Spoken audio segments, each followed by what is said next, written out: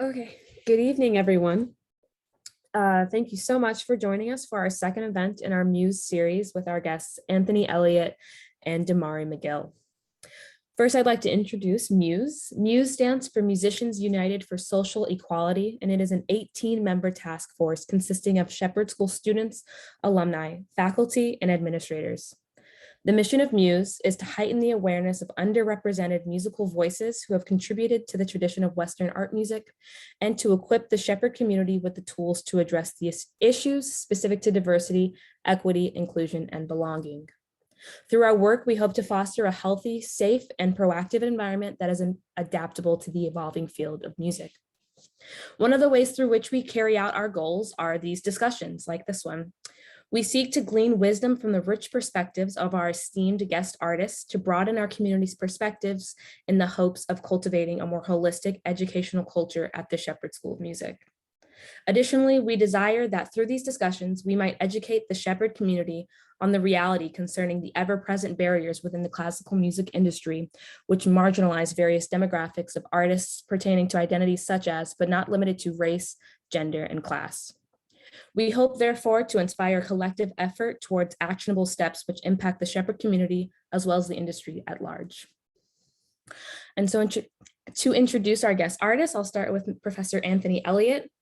Anthony Elliott enjoys a multifaceted career which has spanned over half a century of conducting, performing, and teaching. He was the first cellist to win the Emanuel Feuermann International Solo Cello Competition, and he was also the first African-American musician to win a front desk position in a major American orchestra. He's also appeared as a soloist with the New York Philharmonic, the Minnesota Orchestra, the Detroit Symphony Orchestra, the Vancouver Symphony, and the CBC Toronto Symphony. He's conducted professional and youth orchestras in the symphony, opera, and ballet productions, including serving as music director of the Houston Youth Symphony, the Michigan Youth Symphony Orchestra, and the Dexter Symphony Orchestra.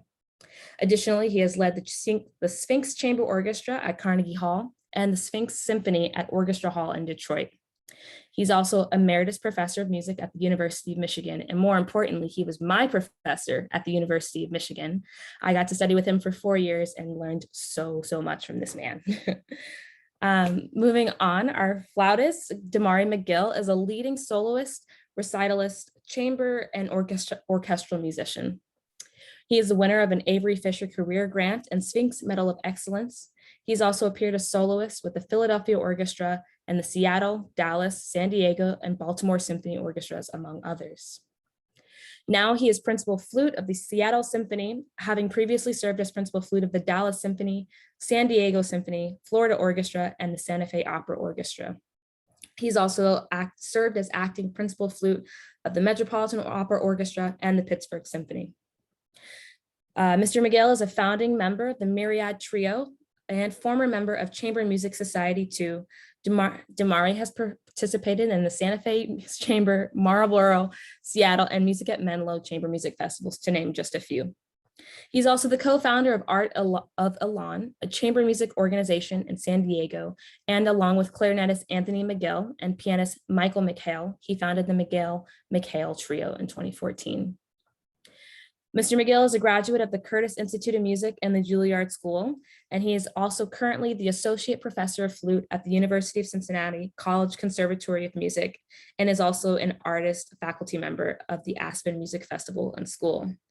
We are so glad to have Professor Elliott and McGill here with us today, and I will hand it off to my colleague, Catherine. Thank you, everybody, again. Thank you, Lindsay. And again, welcome Professors Elliott and McGill. I'm Catherine Ramirez. I'm an alumna of Rice, and I'll be moderating tonight. To begin our conversation, the Muse Task Force put together a lot of questions, so I hope we have enough time to get to all of them, as well as questions from the audience. I'll begin with, we'll just start right where we go. Here we go. So the first question that came up, and I'd like to pose this to both of you, is why is the American classical music world still so white?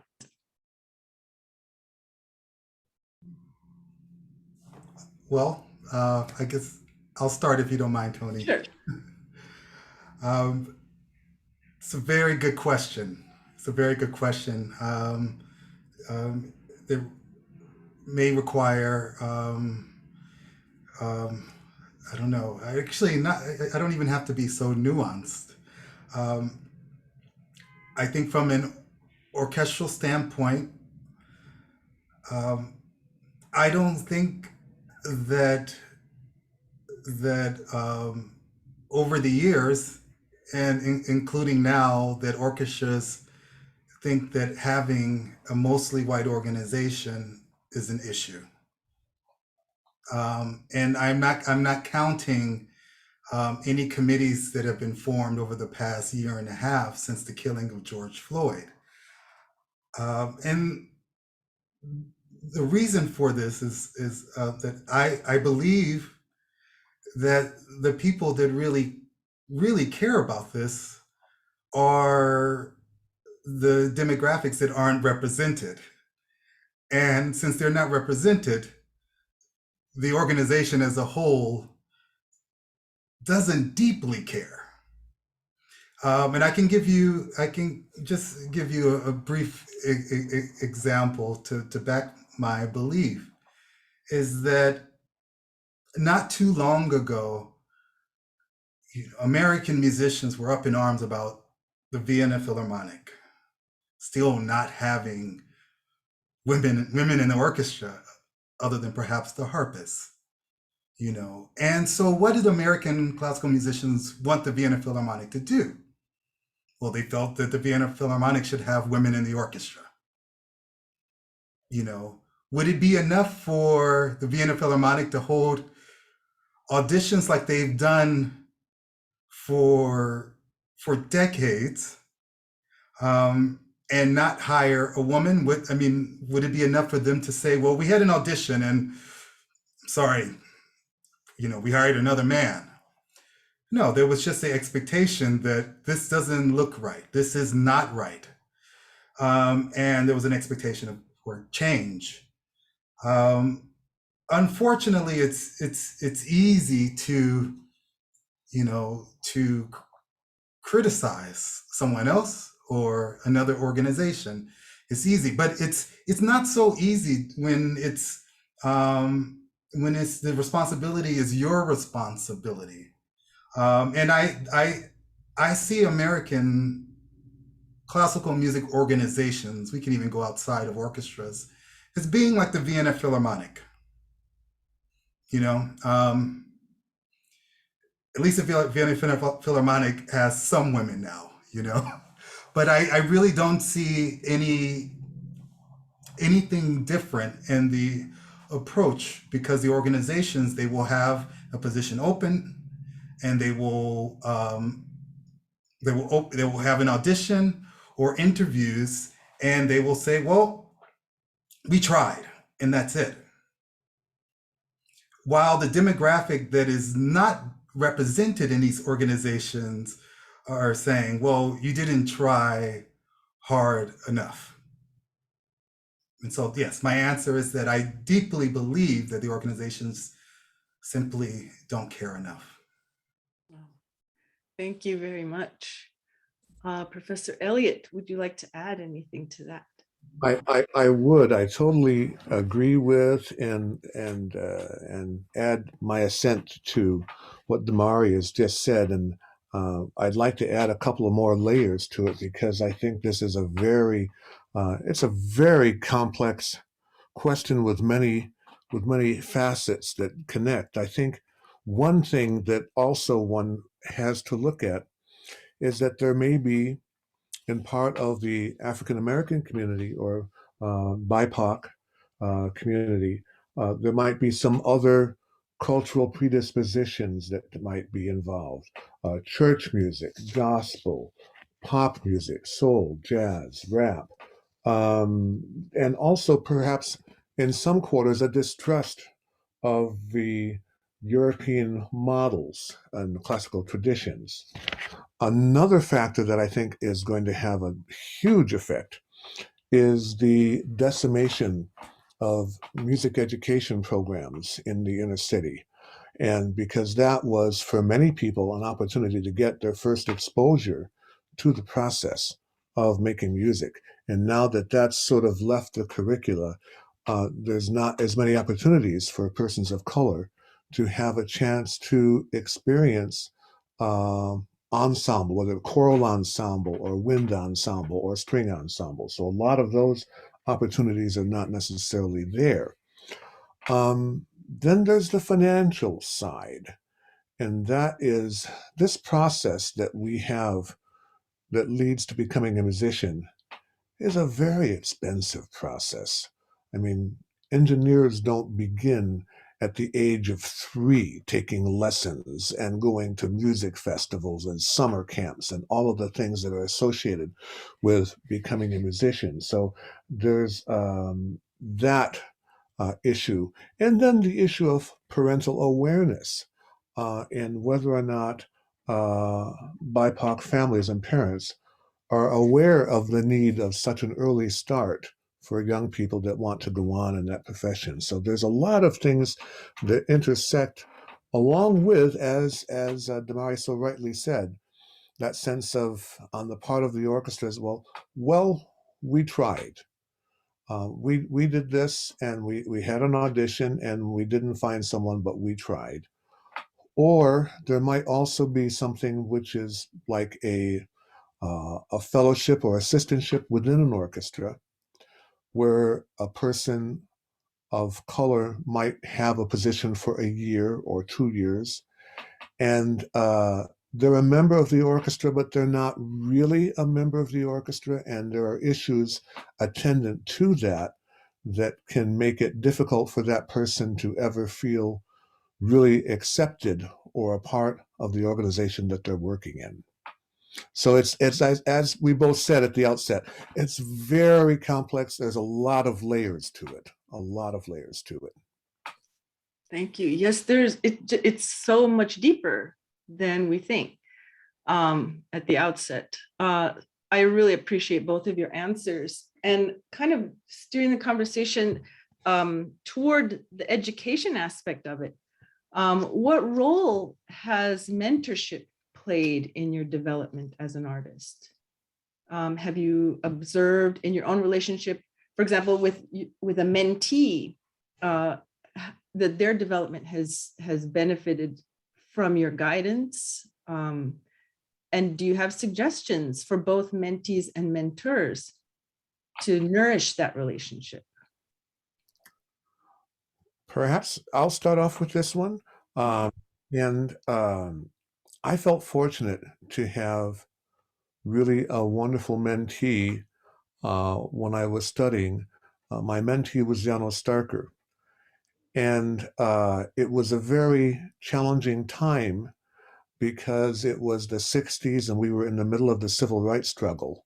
And so I was very much involved in marches and demonstrations, and the idea of being in a practice room and dedicating myself for 8 hours to this European art form just seemed to be becoming more and more foreign for a time. And Mr. Starker was able to instill in me the idea that I could actually open more doors by achieving excellence on the cello than I could by what I would be doing in demonstrating and marching and so on and so forth. And and it was an enormous help to me at a time when I could have easily gotten sidetracked and derailed from the pursuit of the cello. And so I think he was an important influence for me. In terms of the relationship with mentor and mentee, I think the biggest thing is to try to develop just the best possible form of communication. Being a good listener, I think, is the biggest part of that. Because I often sense that there's a tendency for us to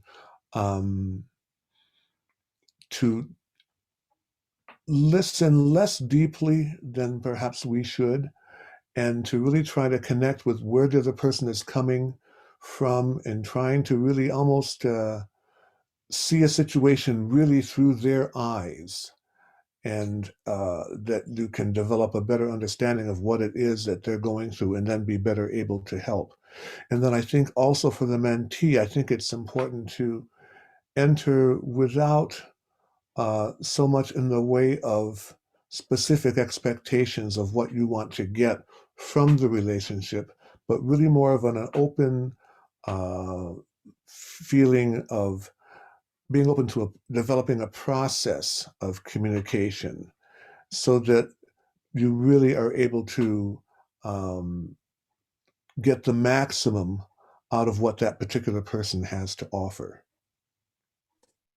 Thank you. That's really beautiful. Thank you. So, Professor McGill, what are your thoughts about mentorship? You've done a lot with Sphinx, and I would love to hear your opinion as well. Right. Well, I feel almost I feel very self-centered that when I hear this question, although I've done my share of mentoring, I still feel so connected to the me, the young me, who in hindsight really owes everything to the mentors that are still a part of my life, or were a part of my life. That yes, nothing would have been possible without, for instance, the guidance of Mr. Barry Elmore, my elementary school band director and choral director. Nothing. He's still a part of my family's existence. I mean, he really should be getting at least 25% of whatever's coming in, because he exposed me and my brother, through me as the oldest brother, to things that my parents may not have known to expose us to. Although our parents really went above and beyond. They did the most important thing, was the desire, the willingness to sacrifice for our future. They did that. People like when I think of my childhood, I think one of the keys to my professional existence is the fact that one of the crucial turning points in my life was being able to see a young, amazing Black flutist, playing the Cacciatorian violin concerto on the flute. It blew my mind. One of the key ingredients to the professional existence I have is being in a chamber music group growing up that was formed by mothers on the south side of Chicago. And we did gigs together. It was directed by, once again, Mr. Barry Elmore. And another experience, seeing another brilliant young Black flutist playing a concerto with the Chicago Sinfonietta when I was about 12. These are absolutely the reason why I have the life that I have, is because classical music looked like me. I was very fortunate to believe that. So it was very easy to claim this path as my own. But as I advanced through my career, I realized the importance of doing my best to letting the younger generation know that they too can claim this field and claim this path, this passion that they have as their is their own. So, I mean, it's easy to say, find a connection to the person that you're mentoring, for sure. And my way is simply the most effective way, at least for me, is to let the person who I'm working with know that I'm still them. I remember, I still feel like it. And and hope with some specific guidance, with some specific advice, but most importantly, just with me doing what I dreamt of doing when I was in their position, that that it is possible. Wow, thank you. That's so important to be able to see someone like you on the stage. That's thrilling. And I love that you're bringing up all of these memories. And there's actually a question about memories.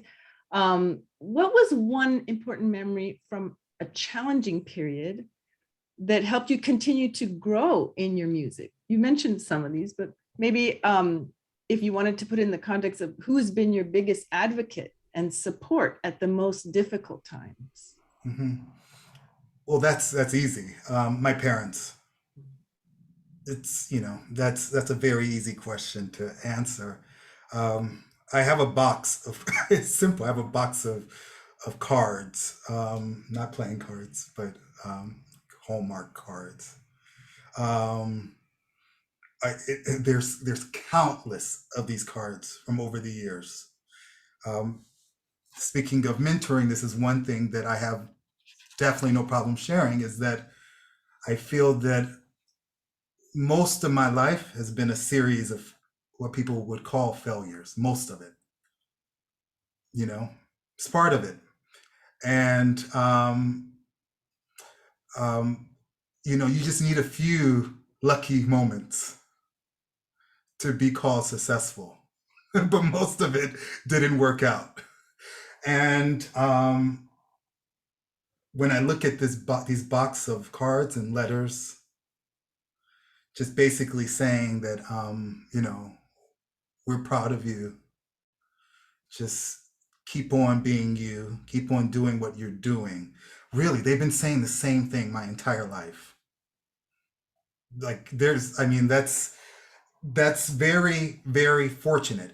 Not everyone is fortunate enough to have that from the home. If you can just have one person, just one person to be your cheerleader, it makes all of the difference in the world. Definitely. Wow. That's wonderful. I can just imagine the box. Oh yeah, filled to the brim. Professor Elliott, you're such a legend. I'd love to know what took you through your most difficult times. What was able to get you through those times? Well, this is interesting because what Demarre just said about having of course, the support of the parents and the love and support the unconditional love that they provided, even in the rough times. That's such an important part of what we need. But he mentioned the role of that music educator that was there for him, that was able to expose him to all those wonderful influences. And there was a person in a similar way in my life who was such a wonderful advocate on behalf of not only myself, but just a host of students, just a really literally a super educator. He was a person that would give kids a ride home after school, and in the car while he is taking you home, he is quizzing you on the modes, and he's quizzing you on chord function and just all kinds of things. He was just a super educator. He was the kind of guy who would also write arrangements for the orchestra that would be based on the particular strengths of the various sections of the orchestra, just a real super educator. And it's not a surprise that many of the people who were a part of this program went on to become music teachers in some form. One of the people who came out of that program, one of my classmates, was Roberta Gaspari, who is featured in Music of the Heart, the movie starring Meryl Streep. She was one of the people who was trained by this teacher. So it's really all that much more important. I go back to the idea of the decimation of some of the music education programs that's going on all around the country. And I think that's going to be a very important thing for all of us to be looking at and to be addressing over this next while, because that's where the seed work, the groundwork really needs to be done. Some of my mentorship has taken me to inner city music programs. I've been involved heavily in a number of different programs around the country. In Detroit, one of the programs I was visiting, I was working with an orchestra there, and I was having difficulty getting sound from the bass section of the orchestra. And I discovered that the musicians that were playing in the bass section, first of all, they were playing with cello bows. And then I go back and look at the cello bows, and I see that the bows have about 1/3 of the hair that they're supposed to have. So no wonder they're not getting any sound. So I was able to purchase and get a bunch of bows and rosin and get them into the school. And I hope that those things are still there. I hope they're still functioning. I haven't been able to get back there because of COVID. I do want to get back there and find out what's going on. But sometimes these programs are really struggling, and they need support. They need nurture. They need for those of us that are involved in the profession to be as involved as we possibly can be. So that's an important part of mentorship. I think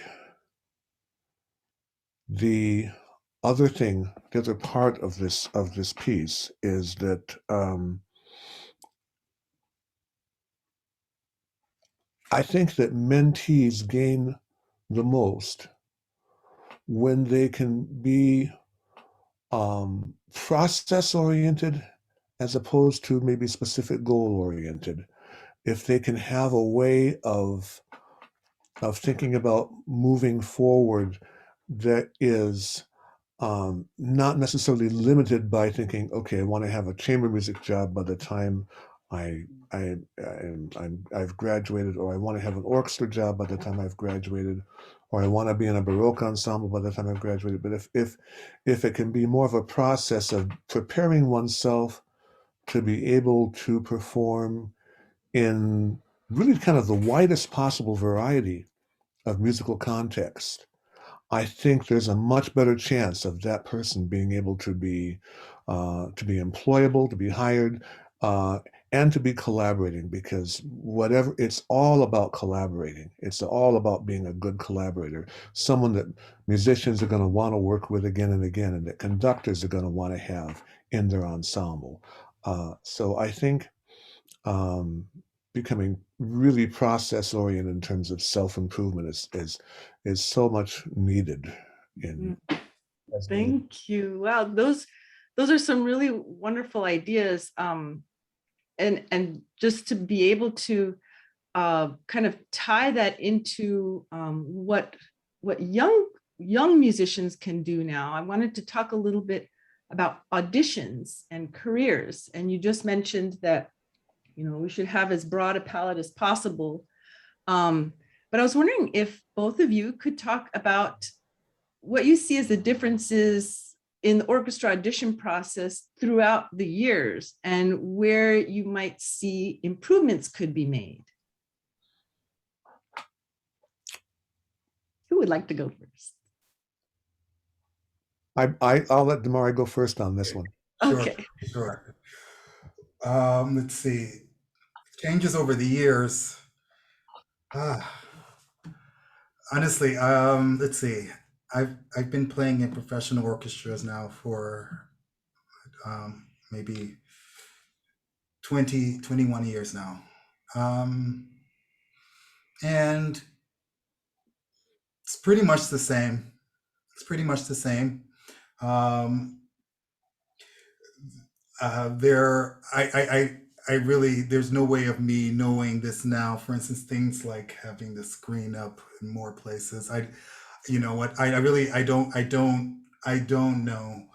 Um, but I would like to add when the very first question when um, I just presented this doom and gloom that organizations don't care enough. Um, I'll I'll give you an example of a sign that there is a sense of urgency.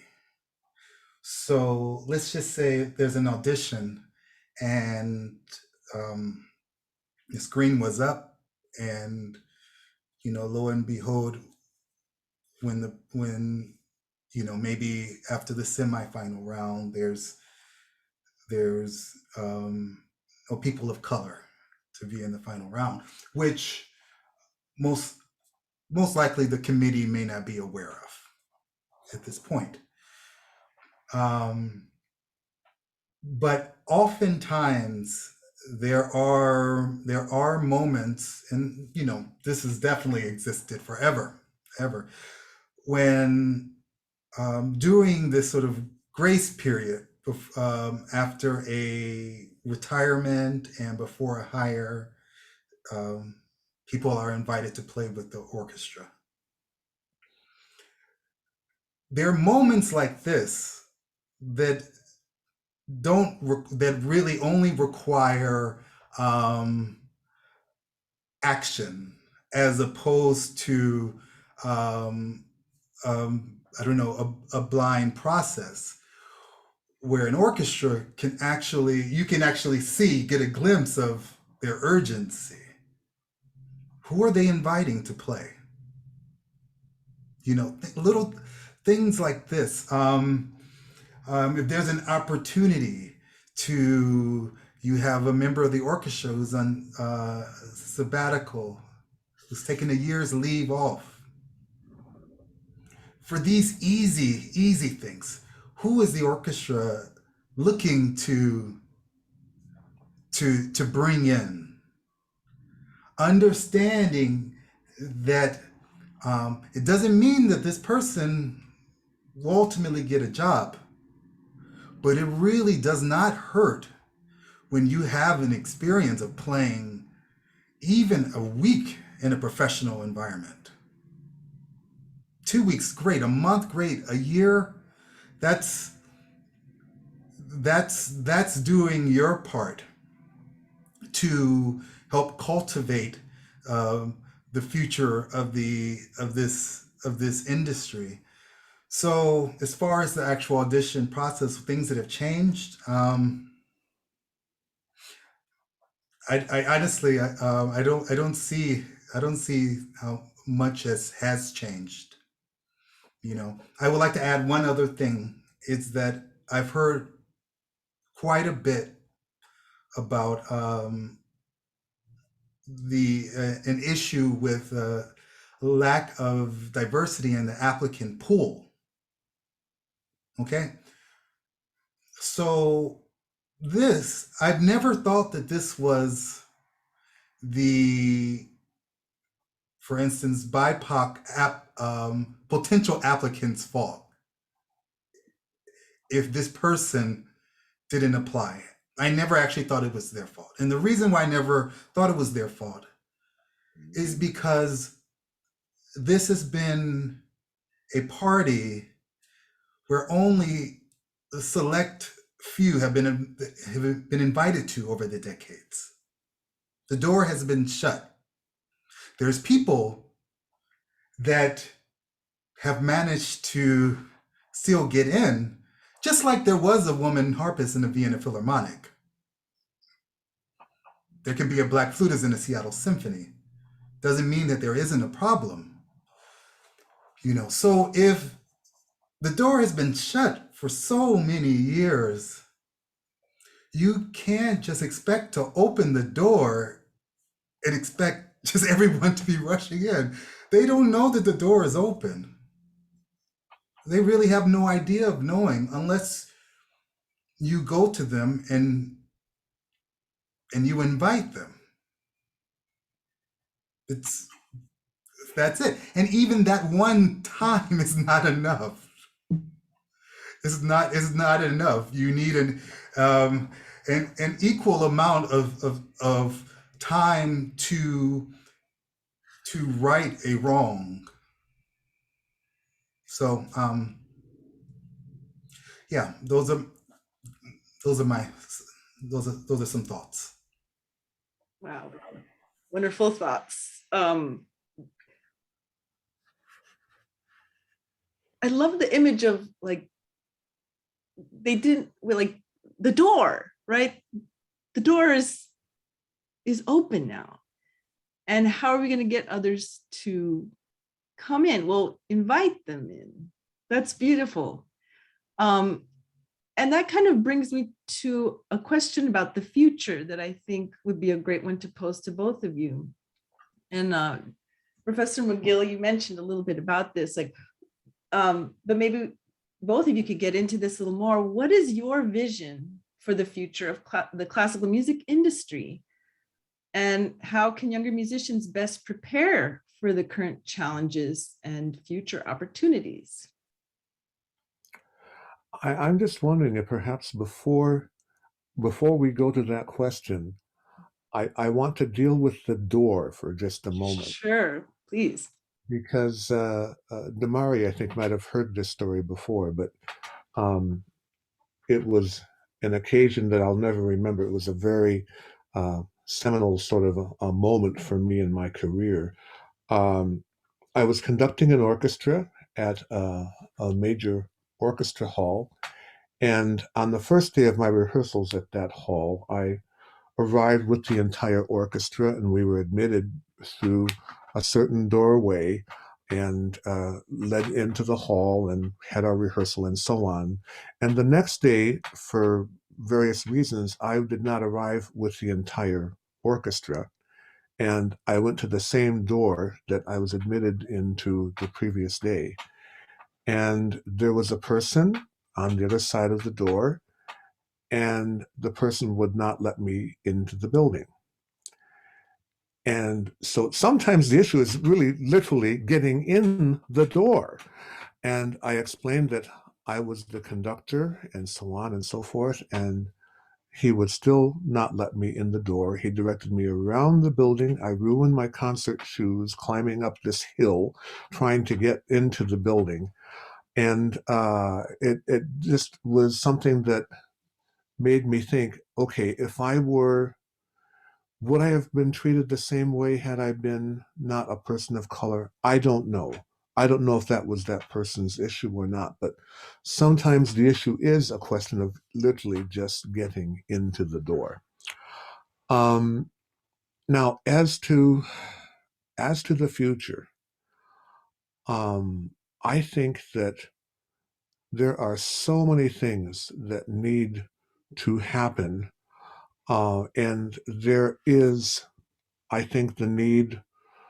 We have efforts underway in terms of diversity, equity, and inclusion at all the universities, the conservatories, the symphony boards, and yet how many persons of color are invited as guest conductors? How many are invited to do master classes? How many are coming in to do a talk about composers, or how many composers of color are being invited in to these places? I think that until that really begins to happen on more of a regular basis, a lot of the other things are going to be window dressing. I also think that we have to move away from it's sometimes tempting to say, well, okay, we're going to require 10% of your repertoire to be BIPOC composer, or you're going to have 10% of your student population should be BIPOC, or it's sort of like a quota system. And then, you'll have works performed in February during Black History Month. And I really very strongly feel that that can only lead to kind of a certain almost ghettoization of Black performers, Black composers, so that they have this little niche where it's acceptable, and we're going to explore and nourish them then. But then the rest of the year, we're not putting them on the same programs with Beethoven and with Mozart and Brahms and Ravel and the other greats. So I'm very concerned about trying to really mainstream much, much more the wonderful repertoire that's out there by BIPOC composers and performers, for them to really be featured much, much more prominently, and not just in that isolated way that sometimes can be a byproduct of some of the inclusion initiatives. Wow, that's really wonderful. Just to think about this as, like we had just talked about the door and inviting people in, but also taking it further, really bringing in the repertoire to the mainstream and really inviting that repertoire into the whole canon. So that just takes it to a completely different level. That's really wonderful. I think it would be wonderful. I don't know why I'm using that word so much. I think it's because it's such a great gift to be here with you and just talking about these things. These are very important. These are, first of all, really significant to our times right now, these conversations that we're having. But I'd like to open up the floor to questions from the audience. And I think maybe the best way to do this is if maybe, let's see, how can we do this? I can't see everybody. Let me go ahead and put gallery. So maybe we can have people do their little hand raise, and then I'll just name someone out, and then you can unmute yourself and ask the question. Shall we do that? Okay, let's go ahead and hear from our audience.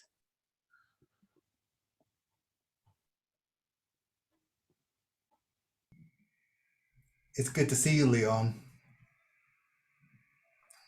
It's great to see both of you.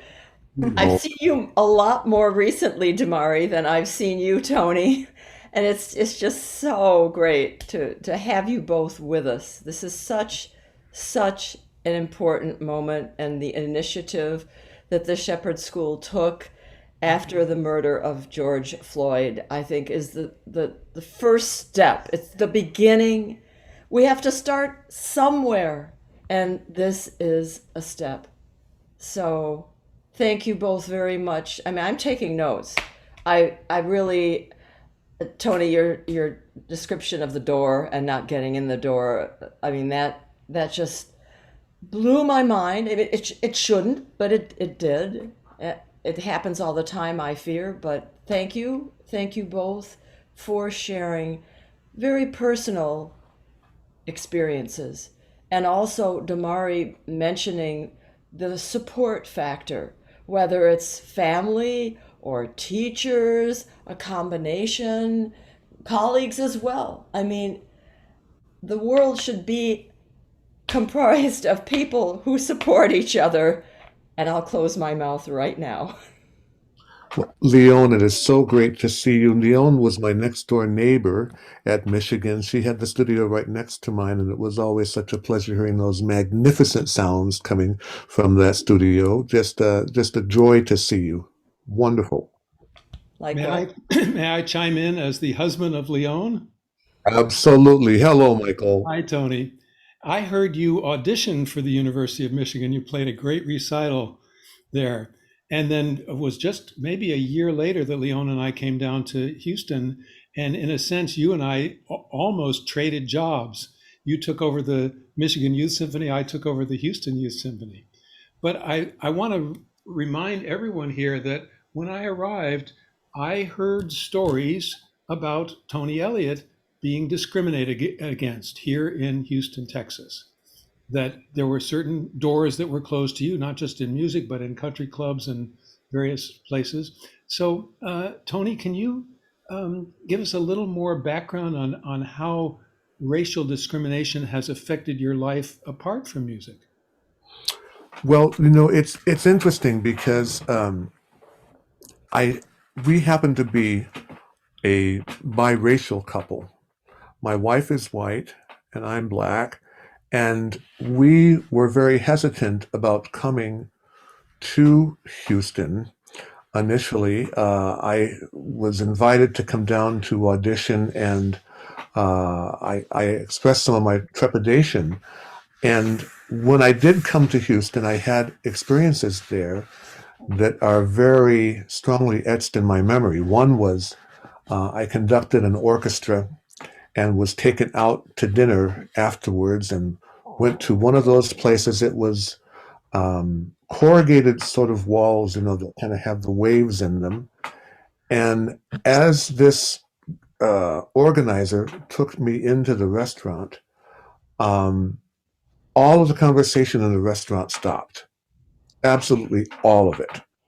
And every head swiveled and looked directly at me. And I was really sort of rather fearful because, there are all the trucks in the parking lot with the gun racks and so on and so forth. And so I went and took my place quietly and just sort of nodded, and we had our dinner, and nothing happened, but the hairs were always on edge the entire time. This was in Pasadena, Texas, just a little bit outside of Houston. But so that's been a factor, but it's not only in the southern United States. I can also recall being in Canada and just walking along one of the streets in Canada and having a woman come up to me and say, "There are too many of you here. You have to leave. There are too many of you here." And, I had never seen her before. I had never had any interaction with her before, but she felt free to approach me in this way. It also can filter into experiences that you have musically. I can recall playing in a southern city, a chamber music concert with a piano quartet that went extremely well. And we had a little sort of receiving line that was coming up to congratulate all of us. And in this particular southern city, they went to the first violin, they went to the pianist, they went to the violist, and they came to me and they did this detour. And, it was one of those things that made me feel, of course, very small. So there have been those type of experiences that have happened over the years. But on the other hand, there's also been wonderful ones too, which have far and away outweighed the influence of those. But they do stay with you. They do stay with you. Those issues do stay with you. Thank you, Tony. Mm-hmm. Mm-hmm. Thank you, Michael. That's a great question. Great to see you, Michael. And I did also see for a brief moment Janet Rarick and Ben Caymans, and I have to be certain to say hello to both of them. Ben was the man who introduced me literally to my wife. And so, and we were playing in Minnesota at the time together, and dear friends, both of them. So I want to be certain to give them a big hello to both Ben and Janet if they're still there. You mentioned your name and they just appeared. It's great to see you, Tony. It's been a long time, but it's true. I remember vividly introducing you and Paula many years ago in Minnesota. Yes. So best to her and to all of your family. Will do, Ben. Great to see you and Janet. Love to you both. I have a question. Sure. Can one of you speak a little bit more about the mentorship of Sphinx? what do you feel are points that stand out as being very important? And how can these be a model for us moving forward?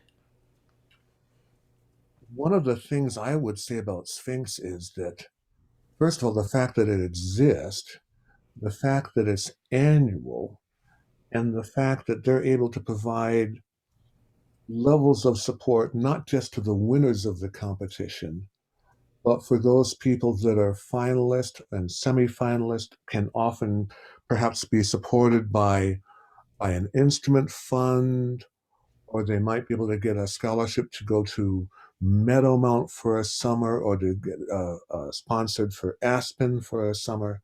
So there are so many different layers of support that Sphinx has been able to offer. They weren't able to do so much initially, but they have taken over and expanded things like the old Music Assistance Fund that I used to work on behalf of to the New York Philharmonic. Sphinx has taken that over as well. And so they have a lot of resources available that they can utilize. And the level of performances continues to go up higher and higher and higher, seemingly every year. Outstanding musicians. And many of them are getting positions in orchestras. One thing they've started recently is they started doing an orchestra excerpt competition, which is a little bit unusual. And I think that that's a great way of helping to get people ready who want to go into orchestra auditions, and hopefully there are going to be more and more representatives of the various orchestras attending those sessions, so that perhaps they could even make an offer to someone right there on the spot. If there's a wonderful oboe player who plays in that audition, that perhaps an orchestra that's looking for an oboe player can make a hire there. So I'm hoping that people will begin to kind of notice that part of the Sphinx program, and perhaps utilize that. Demarre, you have some things you want to add, because you've had experience with Sphinx as well. Hmm. Yeah, absolutely agree with everything that you just stated. It's, it's just Sphinx is an amazing database. I had a concertmaster of a really wonderful orchestra talk to me this summer, asking, well, I just want, I want to increase the applicant pool, the BIPOC applicant pool. And I said, you're okay for the violin section. That is super easy. Contact Sphinx. Contact Sphinx. You know, have them recommend 20 violinists. It's very, very simple. They will be terrific. I have to. I'm impressed. I'm proud of that organization. It's an organization that I really do believe is making a difference. For instance, after members of my orchestra listen to a number of Sphinx musicians via their what is the program? Was it Mass? NAS, National Alliance Audition Support? Everyone's mind was blown. I mean, it was because the level is so high. So it's very simple. If, as I mentioned earlier, if there is a section in my orchestra that's going to have a temporary vacancy, I mean, I'm watching because they have an amazing opportunity to actually to do something that will move us all forward. And chances are great the Sphinx will help fund getting that person there. I'm just wondering if there's been any talk about opening chapters in various cities so that more young people could be connected up with the organization. Of course, our first Muse talk, dwelt heavily with Sphinx, but it seems, I don't know if there's been any talk about that. I haven't heard any talks, but I mean, it's definitely worth bringing up to Afa Dworkin. Sure, absolutely. I don't know that the Sphinx has been primarily centered around Detroit, Ann Arbor in terms of where their home base of operations is, but their efforts are all over the country in many, many, many, many different guises, and I am certain that if you want to reach out to Afa in that regard, she'd be the person to talk to. I think there's so many youth orchestras around the country, and I don't know, maybe there could be some connection made with Sphinx. There could be a lot of people in those orchestras, young people that don't really know about the organization. I think that would be great. I also think that it's great for young musicians that are members of youth orchestras to see people who are in that junior division of Sphinx, which is the kind of the sort of the 14 to, well, actually, I should even go lower than that, because I remember Sterling Elliott when he first came, and Randall Goolsby, I think they both were about 13 when they first entered the Sphinx competition. And seeing these young musicians at age 13, I tell you, both of those young men were blowing people away. They were just absolutely blowing people away. Randall Goolsby, when he first came out on stage, totally captured the audience. He had this wonderful megawatt smile. Before he played a note, everybody was pulling for him, and then of course he put the violin under his chin and then knocked everybody's socks off. It was just kind of amazing. And so I think for youth orchestras to have that experience, I have presented Sterling Elliott, who is no relation to me, by the way. Sterling is no relation to me. Come and do a solo with my youth orchestra in Michigan. He came and played a concerto with us, and as I say, he bears. He is not related to me, but I like to jokingly say that he's going to take over the family business. That's awesome. Actually, I heard Sterling Elliott's his winning competition performance, and it was just amazing. I think the audience just rose up immediately to their feet. It was really quite fun to hear him. Thank you, Janet, for your wonderful questions, and I hear a lot of encouragement from both of our guests to contact Afa Dworkin, so I hope you do, and see if maybe something like a chapter opening up in Houston might be possible. That would be really amazing. We have two hands up, Tyler Martin and Lovey Smith Wright. So we'll go in that order. Hi to both of you. Thank you so much for being here. I'm so grateful that you're spending this time with us. I guess I'll dive right into my question, which would be, and this is for both of you, what advice would you sort of have for a young Black musician that is now entering sort of the orchestra world from a schooling sort of environment? I'd love to hear both of your thoughts on that question. Hi, All right, let me just amend it really quickly too. Sure. I'd love to know two things as well in addition, things that maybe you didn't know that you now know, being part of an orchestra, and also things that you thought were going to be a certain way that weren't that way. Okay, so it's good to see you, Tyler. congratulations and everything. Yeah, it's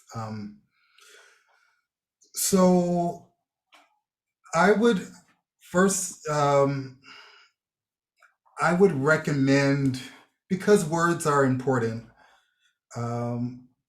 slightly amending the first question as far as how you viewed, this is pretty presumptuous, and you know, you have to do what you have to do, your future path, in that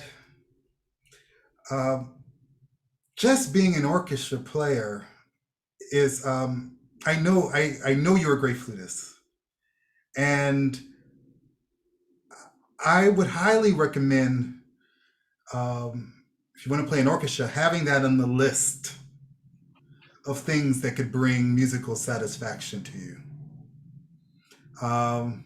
This actually will come in handy if you're fortunate enough to win an orchestra job. You know, this will, you will be grateful to, if you happen to have other interests, musically speaking, you will be grateful to have added that to your list of goals early on. At least that's worked for me.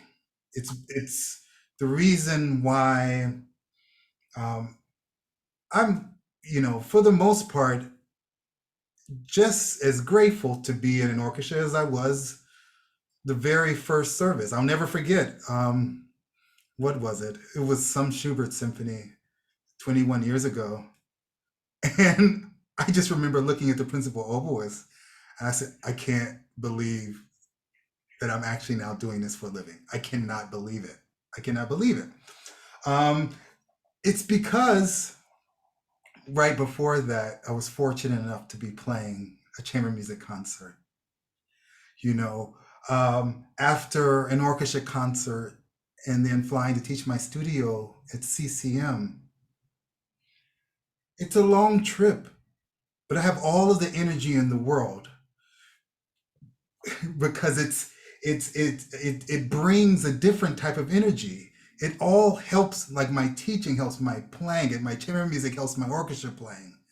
It's so I would suggest doing something that I've thought about for many years, and that's to really craft a statement that is your literal mission statement, that will truly increase the likelihood of you bringing joy and possibly employment to your musical existence.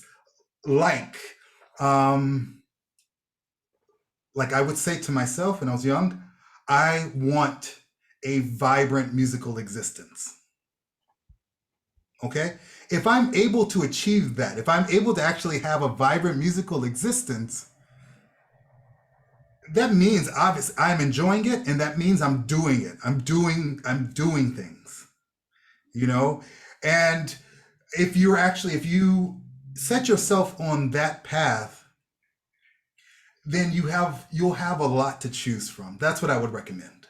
Okay, and to answer your question about things that I didn't know that I do know now, honestly, a lot of these things, if I could tell my younger self, I don't even know if I would tell my younger self. Because I don't think, honestly, I mean, there'll be different opinions about this, but some of the things aren't really important in achieving your goals. You understand? So, you know, the things I didn't know much about, you know, this, it is important information. I didn't know much about negotiating a contract, you know?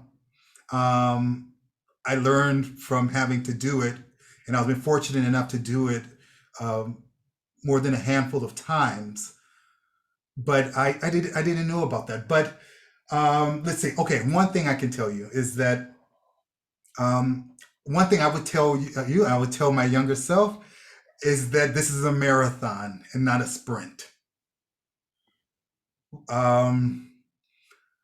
It's still, I still have the same hunger as I did even 25 years ago.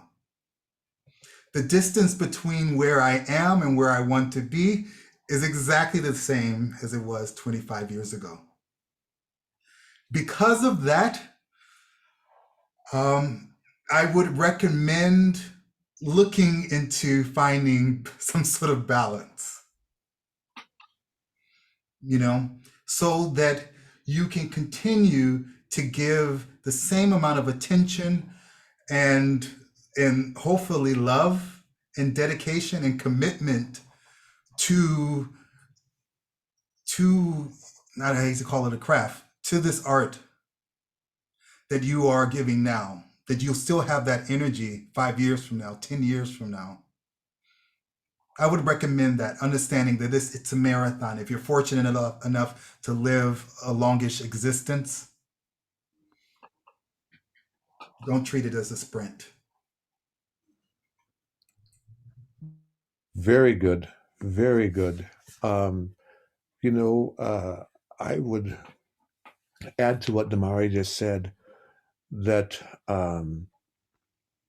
one thing that I did not know or understand was that I always assumed that the people who were sort of at the top echelon in the profession kind of started there.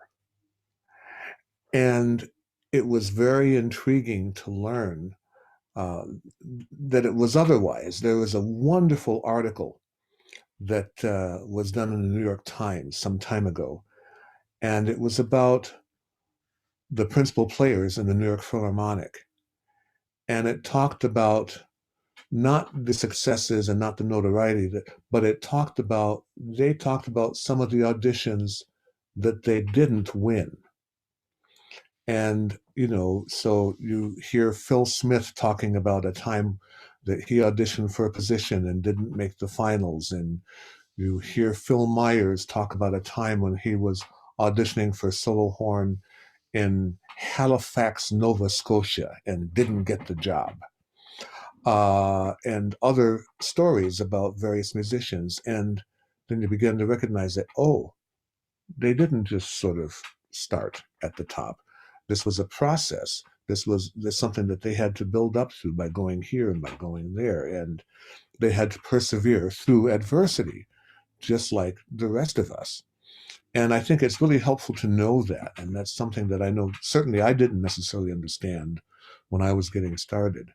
But it was very interesting. I don't know if that article is still commonly available, but it was really interesting to hear those stories because, those people are regarded as being, like icons almost. So that's something that was interesting to learn about. I must say that I have been so grateful for the musical colleagues because of what they have taught me over the course of the years. And I've had the good fortune to have a career that included orchestral playing and solo playing and chamber music playing and conducting. And what Demarre said a little while ago about how chamber music influenced his solo playing and influenced other, it's the same for me, that conducting affects my cello playing affects my chamber music playing, chamber music playing affects it, everything, it all connects. And because of that, I think it's really helpful for musicians to be open to a variety of contexts. I mean, that kind of diversity, that to not set yourself into a box, but to really be open to a wide range of possibilities, and to, most importantly, be willing to get out there and collaborate with composers, collaborate in chamber music. The more one can do that, the more one learns. And I'd like to think that I'm still learning perhaps at a faster rate now than I did when I was younger. because I just feel like that's really my personal process, is that I want to really learn and I want to develop. I want to be better tomorrow than I am today. And that's sort of an important aspect of everything that I do. So, yeah, I think that for me is really important. I'm sorry, I just want to add one little thing that I was inspired by something that you just said, Tony. Tyler, is that one thing that I realize now is that a lot of work that I get is from people that I went to school with and that I went to festivals with. You know, so take advantage of being in school by, as Professor Elliott mentioned, collaborating. Now, you know, that paired with if you can always play your best, whatever that means for that day, that will be very beneficial.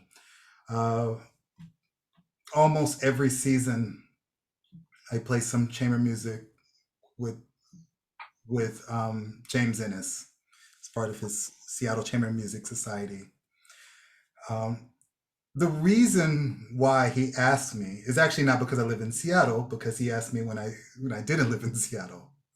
The reason he even knows who I am is because apparently when we were in grad school together, we weren't in the same circle. I didn't know who he was, but he heard me play principal on Bartok's Concerto for Orchestra.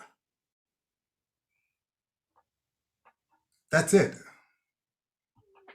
You know, so it's what's happening now, the concert you have coming up is truly an investment in your future. Okay? Very well said. Very well said. Excellent points. For our last few minutes, let's hear from Lovey Smith Wright. Hello, can everyone hear me okay? Yes. Okay, well, to Tony and Demarre, this was just great. Some of you may not know me, several people do, but I was in the very first Shepherd School of Music class way back when. And I just recently retired as president of the American Federation of Musicians Union, president of the Houston chapter. And I now, well, I have been for several years, the chair of the AFM Diversity Committee. And my question is, we have over the last couple of years, and Demarre, I heard you at the ICSOM conference, I believe, last year. Our task has been to come up with suggestions or ideas on how we can bring more diversity into the orchestras. And it's a hard task, but I know part of the problem, I think, is with the audition process, and all that's based on contracts and what's in CBAs throughout the major orchestras. But as a general rule, what would you suggest from, I'm coming at this from a local officer and as a professor, because I still teach. I'm a percussionist, by the way. What would you have any suggestions as what we could do in the AFM, reaching out to our local officers to instill something to help steer students and young musicians who want to audition? Because I've gotten calls all the time. I want to audition, but I don't get in. What do I do? So that's my question. If you have anything you could share. I think we touched on this a little bit earlier. I think one of the things we talked about was possibly going through the network of Sphinx and, say, for example, that ask for the names of 6-10 cellists from Sphinx or violinist, or I think that could be a really good source. And in a way, it goes even more broadly than that, because in addition to the competitors that have been a part of that Sphinx network, let's say over the past, it's been more than 20 years now, because I remember when Aaron Dworkin was first beginning to ruminate on this idea, he was studying string quartets with me at the time. And so I remember him bringing up that topic back then. But there's also the Sphinx Symphony and the Sphinx Chamber Orchestra. Both are performing organizations where there's going to be a nucleus of percussionist and oboist and bassoonist, and it's not always the same musicians that are involved from year to year. Sometimes there are some carryovers and there are people who overlap, but there are also changes that happen from year to year. So I think that that's a very worthwhile contact to be made there. And AFA would be the person who would be very helpful to do that. Yeah. Thank you. So yeah, this is difficult. It is. It's difficult. These things aren't so simple. I mean, you do need the support of any kind of initiative like this from the orchestra body. Is represented by the orchestra committee, and then it needs to be determined how much of a priority this is. It is a part of the chess game that are negotiations, and I really do hope. There was a question earlier about vision for our vision of like the future of this industry. And I'm not convinced that people understand the vibrancy, the really positive energy that comes from diversity, really, like truly, it's people who have a shared passion coming from different backgrounds. People don't really understand actually how amazing it is. There's never been, for instance, an orchestra that, professional orchestra that is truly representative of America, of the United States. That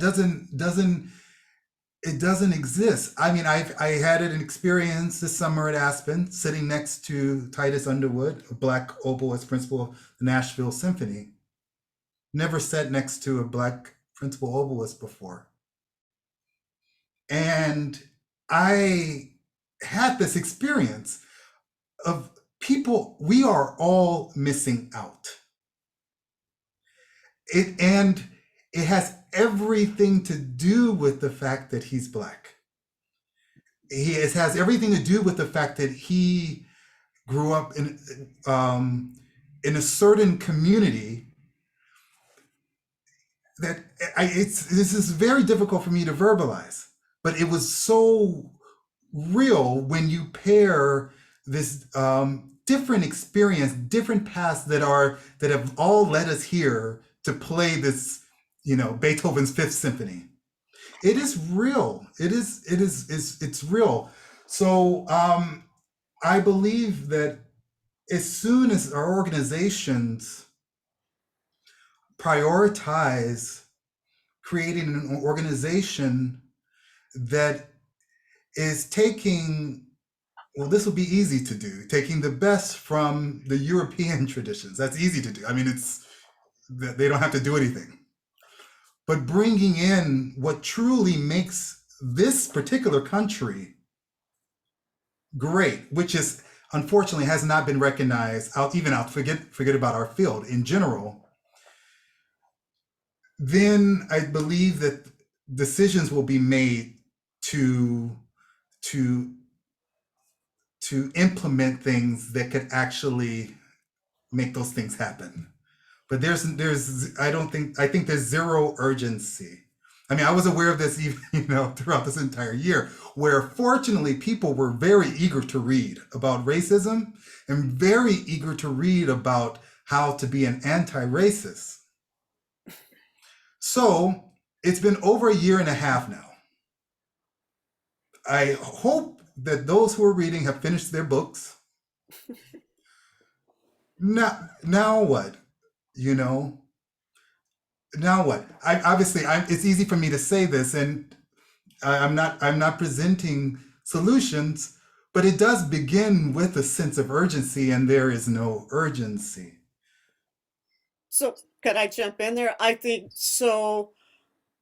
In my mind, I'm thinking we need to have some type of BIPOC summer festival for students to come to, similar to Aspen or Tanglewood. That's something that I've been thinking of. What would your thoughts be on something like that? I think that's what's missing, because we don't have enough summer festivals where young students can go and see people that look like them playing in an atmosphere or setting like that. Or perhaps you could just have more BIPOC students at festivals like Aspen. Aspen, true. Yeah. I think that would be a great step right away to do that. I know that one of the things I've been working with lately is NYO2.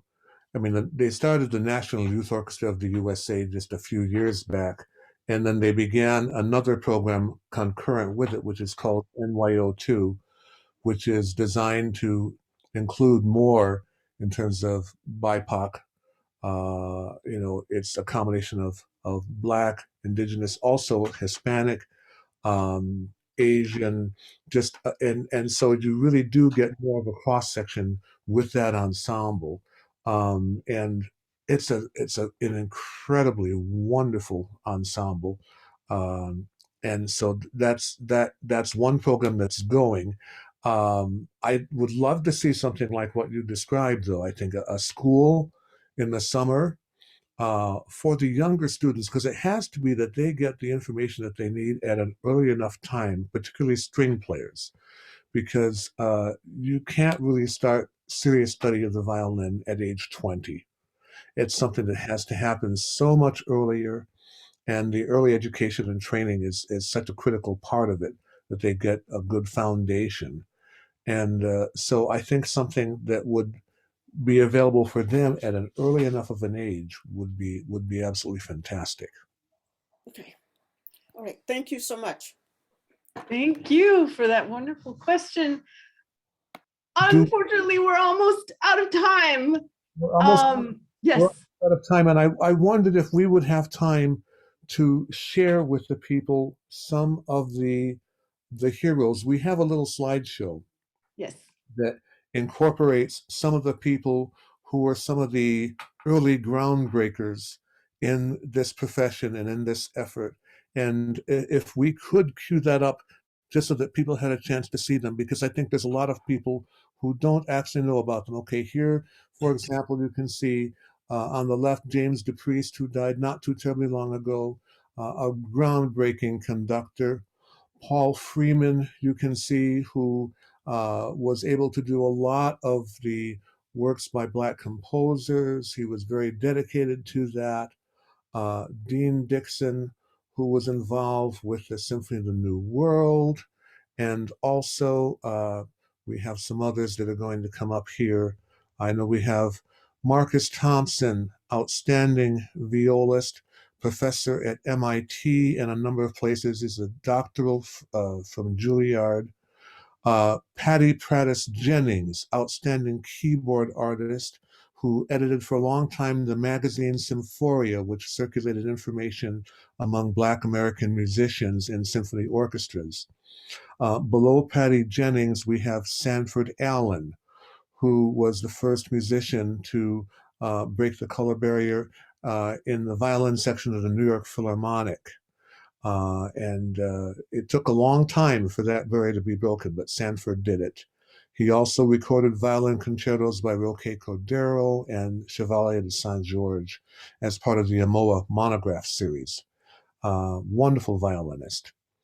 Then we have Everett Lee, who was also involved with the Symphony of the New World. Calvin Simmons, who was taken from us far too early, an outstanding conductor. Ann Hobson Pilot, who was the first principal harpist of a major symphony orchestra with the Boston Symphony Orchestra. And then next we have George Taylor, one of the first professors at a major conservatory, who taught at the Eastman School of Music. He's still teaching there.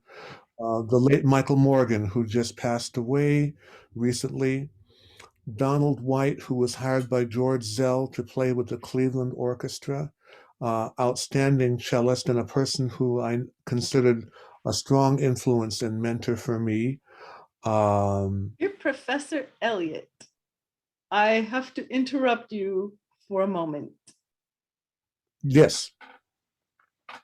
Demarre McGill has a concert in half an hour. Oh, okay. Okay. So we need to pause. We need to pause. We need to stop. Okay, understood. But I thought it was they have to meet and encounter some of those heroes. I know they were people that I very much looked up to, and I think that many of us that are in the profession owe them a great debt of gratitude. Thank you so much to both of you, Professor Elliott, Professor McGill, and to all of you, all of our wonderful audience, for coming to this second Muse event. I hope you'll be able to join us for the next Muse event, which is scheduled for January 25th, 2022 from 7:30 to 9 with members of the Marian Anderson String Quartet. Thank you so much again, and have a good night.